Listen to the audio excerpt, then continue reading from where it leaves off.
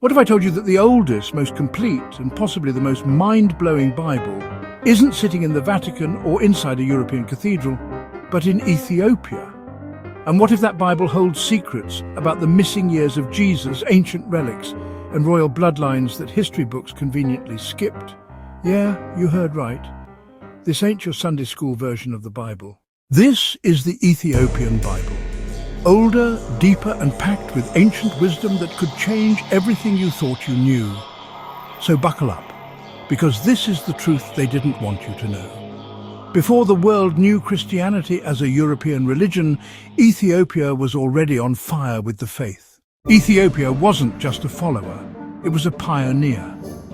This East African nation embraced Christianity as early as the 4th century, making it one of the first Christian nations in the world. And here's the kicker: Ethiopia was never colonized. That means their scriptures, traditions, and spiritual legacies stayed pure, untouched by Western filters.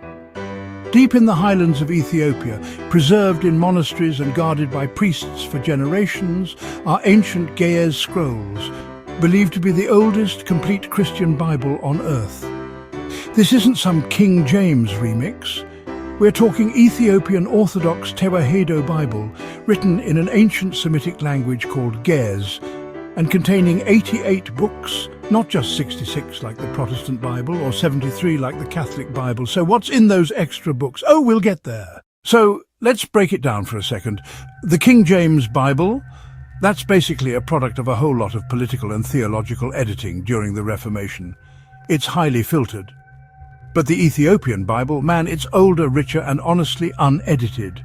It even includes books like the Book of Enoch, Jubilees, the Shepherd of Hermas, and other texts that actually give us insight into Jesus' life between ages 12 and 30, those so-called missing years. The Ethiopian Bible, it goes way deeper, including mystical, historical, and prophetic books that Europe either didn't know how to handle or maybe just didn't want the masses to read. And you know, long before missionaries ever came with boats and Bibles, Ethiopia was already living the word. Christianity was introduced to Ethiopia around the year 330 AD by Frumentius, a Syrian Greek who ended up being the first bishop of Axum.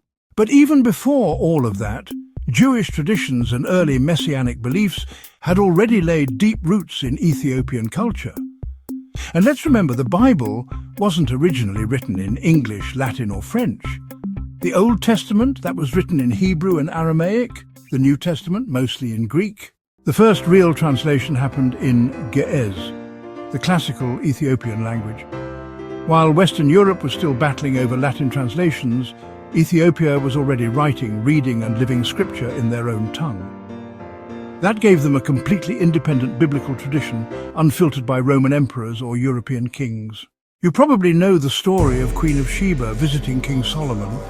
But did you know Ethiopia claims she wasn't just a visitor, she was theirs?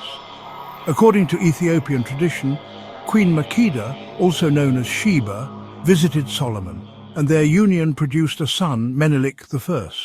This royal child eventually travelled to Jerusalem, met his father, and returned to Ethiopia with the Ark of the Covenant. Yes, that Ark. Ethiopians believe it's still hidden in Axum under guard to this day. Historical and archaeological clues, such as ancient Sabaean inscriptions, architecture, and trade routes, support the idea that the Queen of Sheba's journey wasn't a legend, but real history. Fast forward to 325 AD, when Roman Emperor Constantine called the Council of Nicaea. This was the original biblical editor's room. Dozens of texts were debated, many were cut out, others rewritten to fit a growing empire's narrative. Books like Enoch, Jubilees, and others were tossed out, deemed too mystical, too revealing, or too empowering.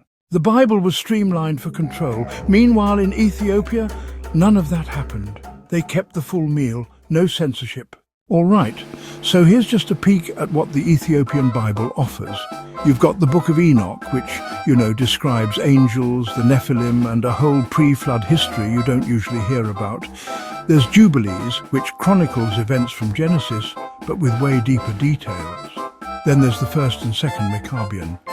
Now these are not the same as the Catholic Maccabees, totally different stories. Plus, you'll find the Book of the Covenant, the Book of the Mysteries, and, get this, texts that describe Jesus' life as a young man, his travels to India and Egypt, and teachings that honestly aren't in any Western gospel. One of the biggest mysteries in the Bible is those 18 missing years of Jesus' life from age 12 to 30. But see, the Ethiopian Bible doesn't leave you hanging.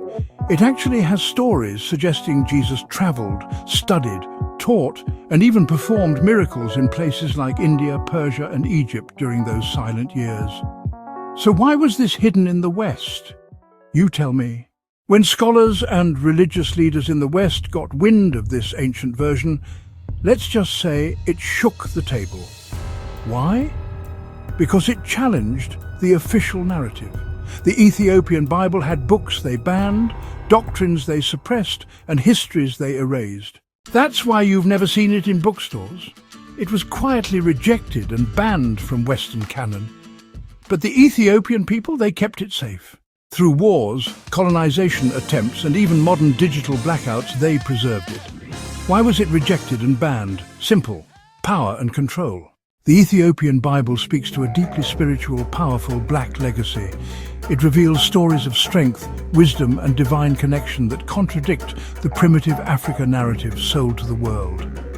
If the world knew that the Bible was alive in Africa before Rome even converted, it would rewrite history. And the gatekeepers weren't about to let that happen.